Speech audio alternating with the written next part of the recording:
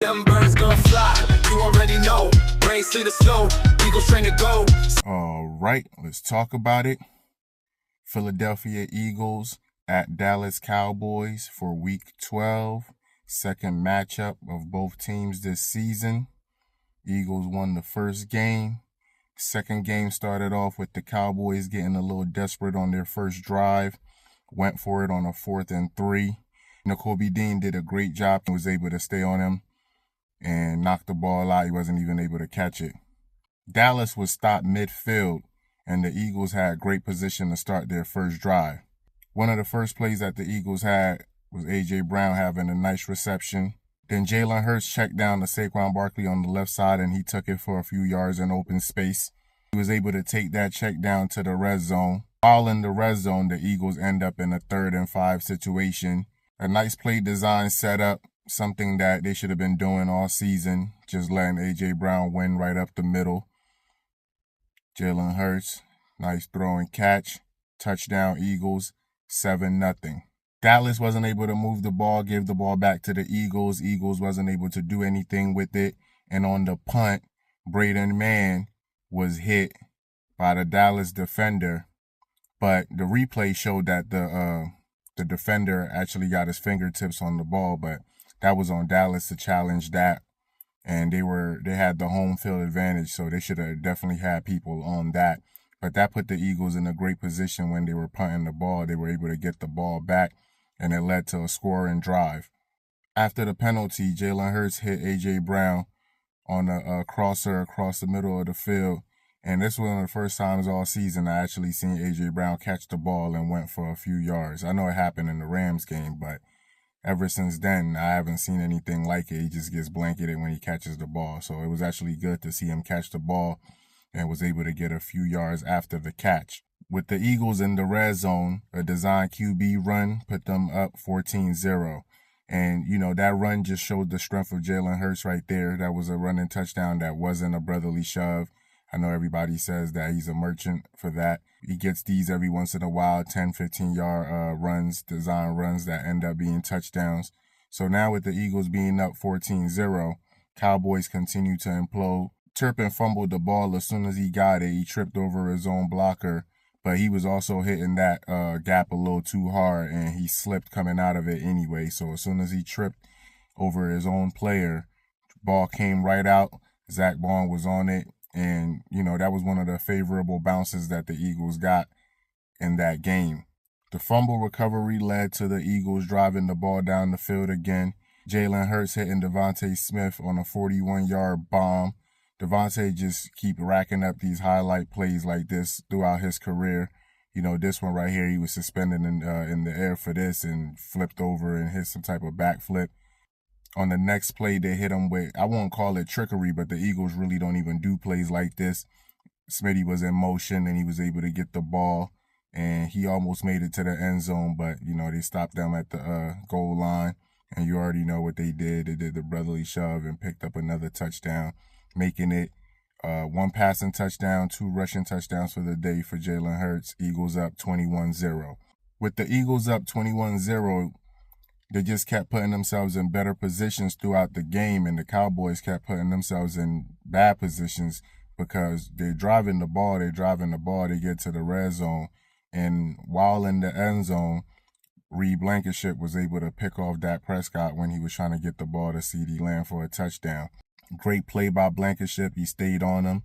He was on his hip the whole time, reading the eyes of the quarterback, and as soon as Dak released the ball, which was a bad throw in my opinion because it was 2 defenders over there, but he was going to his receiver that was his number 1 for years, so I understand that. Reed Blankenship picked the ball off. The Eagles still up 21-0. Eagles did nothing with the ball again, and this was a problem right here because this is the moment you were supposed to capitalize, but they gave the ball back to Dallas with about 2 minutes left in the half, and Dallas, they have a great stat that they showed throughout the game that they were able to pick up the most points going into halftime this season so far. So that's a crucial point right there, and that's a crucial fun fact for the team because 21-0 going into half is different than 21-7. Dallas was able to drive the ball in the last minute of the half and they were able to pick up a touchdown, making the game 21-7 going into halftime. Eagles got the ball back, starting the half, didn't do anything with it, quickly gave it back to Dallas. Dallas was driving, and it was actually a surprise to see their kicker miss a field goal. He attempted a 51-yarder. It was actually a surprise that it was a miss from 51, but that kept the game 21-7 at that point. Cooper DeJean was pushed off by CeeDee Lamb on a big 51-yard reception that put Dallas in a great position in the red zone to score another touchdown, making the game 21-14. Eagles got the ball and was driving. At the top of the fourth quarter, they eventually got stopped, and Jake the Make attempted to go for a 56-yarder and missed it wide to the right. And that was a crucial miss right there, because that would have kept momentum on the Eagles side, adding more points. It would have been their first points of the second half, but they weren't able to do it at all, and it gave the ball back to Dallas. George Pickens had a great reception that put them in the red zone, and Dak Prescott turned back the hands of time by having a scrambling running touchdown that he flipped into the end zone and made the game 21-21. At that point right there, the Eagles were fumbling the game away. Jalen Hurts should have looked to his right to hit a wide open A.J. Brown, but nevertheless, he was able to get the ball out to Saquon Barkley. And Saquon, he should know better than this. He had a bad game this game, and this was just part of it right here. Finally getting open space, something he doesn't get a lot this season, and lack of discipline right there, because running with the ball high like that, not protecting it, Dallas defender was able to knock it out. He did a great job. Ball pops out. Dallas get the ball off a Saquon fumble. Eagles defense was able to stop them, with the defense doing most of the job by now, because the offense stopped participating at all. And that just makes it harder on the defense. It doesn't matter how hard you're playing or not. When your offense is putting no points up and they're going 3 and out and punting, you're just asking the other team to come back in the game. And that's exactly what they did, because while they were tied up, the Eagles were not able to break away or add any more points. During a punt return, Xavier Gipson, somebody I had good things to say about a couple weeks back, I wanted to see more out of him. Something like punt returns and kick returns, because I noticed his speed one time while he was in motion. But that's the problem with these speedsters. There's a lot of guys that are fast, but they're usually not on any teams as a number 1 or number 2 or number 3 wide receiver for a reason, because there's a lot of things that they still lack in their overall game, even if they have the speed, because there was no reason to field that punt. Caught the punt on the 2-yard line, no reason to field that punt. He took the punt out, and he got rocked immediately. Dropped the ball, coughed it up. You messed up, man. You weren't supposed to do that. That just put the team in a real bad position. Dallas gets the ball back in the red zone. And at this point in time, you think the game is about over, because 2 fumbles back-to-back in a short period of time, one around the 7-minute mark, another one around the 5-minute mark. Dallas gets the ball, game tied up, Dallas in the red zone. You would think they'll put up some points. But the Eagles defense stands up once again and shut them down at the goal line by stopping Ferguson when he caught the ball, but he wasn't able to bring it in. His body was in the end zone, but the ball was not. Eagles are driving the ball out of their own end zone. They end up around midfield with a 3rd and 2. And on this play right here, a lot of people said Hurts should have scrambled or did something else, but this is just a play right here that the O-line, it just shows how bad they've been playing all year, because Cam Jurgens gets blown up immediately on that play right there, and that's what led to that sack. There was no time on that play. Took a sack on 3rd and 2, had to give the ball away. And Dallas, they did the rest of the work after that. George Pickens caught a slant from Dak Prescott that he was able to get some yards after the catch, took them right to the field goal range for their kicker. Kicked the field goal, 24-21. Dallas wins. Biggest takeaways from this game is the lack of discipline in this game right here, and that's basically on coaching. There's no other way around it. There was a season high 14 penalties for the Eagles, and there's no excuse right there. There's a lot of stuff that you can't control when the play is already on, but a lot of pre-snap things that happen that just show lack of discipline from the guys. The best plays that they had for the day were always being called back because of some type of flag on the O-line or somebody doing something like that. So they have to really get that worked out. That is on coaching. And speaking of coaching, they have to stop coaching in this manner. This is something we've seen from the Eagles now. If the first 3 drives you were able to put up 21 points and just look like the team everybody knows you to be, in a game that you have 14 points in the first quarter, I expect you to have at least 30 points in a game like that. At least 30 points. Because if you're starting off that hot, even if the other team makes some adjustments, you should still be able to double your points by the end of the game if you have 14 in the first quarter. But the Eagles weren't able to capitalize at all. It seems like they used some plays, get a lead, and then just get conservative after that and just hope to win. But other teams are not standing around waiting to lose anymore. Everybody's having a lot of confidence. Everybody's Super Bowl is when they play the Eagles.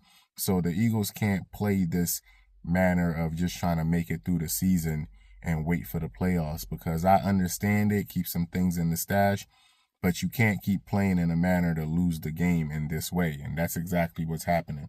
The stats are not helping in this situation, because this is a game where the receivers were able to eat, but it meant nothing. I spoke on this a couple weeks ago. These empty stats that have nothing to do with anything. Every time that the Eagles lost so far, Jalen Hurts had 280-something yards. Every single time they lost this season so far. 280-something yards, and he's throwing over 35 times or something. I don't buy into the we can't win if QB1 throws more than 30 times type of info that's out there. I think that's nonsense. That has nothing to do with anything. I just think throwing that many times, that's for the bad teams. We don't need to do that at all. When you start throwing 32 times and it's only in the third quarter and the game is tied up, that's not a good sign. You're going to probably lose that game because there's a lot more throwing to be done. A lot more throwing to be done in a game that you already threw 30-something times in the third quarter, but the game is tied up. So that's not a good recipe right there. I don't have any gripe with the defense in actuality, because they did what they were supposed to do. They started the game high energy, getting turnovers. We could speak on some things about the defense. You know, Zach Bond, that interception could have changed the game. Got to catch the ball. That could have changed the game. Dak threw one right into his hands. That could have changed the game right there. You know, some fumbles that weren't recovered by the Eagles. Just things that need to be cleaned up in that fashion. But the defense, they were left on an island. What else were they supposed to do? When you check out the Eagles at the half, it's just punt, punt, punt, punt, fumble, punt, miss field goal. You know, you're not going to win that way. Your defense can't do anything with that. At that point, they're just waiting for the clock to hit 0-0s, because it's an uphill battle for them. And that's quite a challenge to try to go against. So this coaching has to be approached that way. It's time to talk about Saquon Barkley in a real way. Earlier in the season, it was easy to say, you know what, Saquon will get it together. Saquon will get it together. The O-line is not that good. The O-line is not that good. But there's film out showing that his vision is also lacking right now. He left a lot of yards out there trying to hit home runs, and that's not a way to play. You're not going to get that going, because if you start chasing things like that, you're forgetting the whole point of everything. If we can't run the clock out with a few minutes left in the game and we have an opportunity to end the game, what are we doing? One of the best things that the Eagles did last year was control time of possession. This year, they've been splitting it right down the middle. This game was right down the middle. So when you're losing that, you really can't do anything with that. And Saquon Barkley is not here to be a shiny piece that costs a lot, but you're not doing anything with him. He has to produce. Throwing 37 times, getting 289 yards, but your premier rusher is giving you 22 yards on 10 attempts, you're going to lose that game. It doesn't matter. Maybe it's time to split the carries, because we're wasting carries with Saquon right now.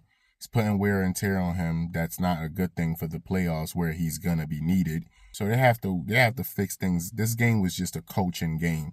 I can't blame Jalen Hurts for this game because there was nothing else that was gonna happen. They asked him to throw, he threw the ball. Throw down the middle, threw down the middle. Took shots, took shots. Target AJ, targeted AJ. I mean, what else do you want? My biggest problem with Jalen Hurts this game is he didn't target Dallas Goedert enough for my liking. 2 targets, 2 catches. Come on, man. That's not enough. You need the big tight end to make those conversions. The Eagles didn't convert a lot of third downs, and that's Dallas Goedert's game right there. So they didn't use Dallas and Dallas. You go figure. But a lot of things to clean up in that department. But I still feel good about this because the Cowboys, that was their Super Bowl. They were going to play very hard, and they did. You know, their defensive players definitely step up from what they were earlier in the season.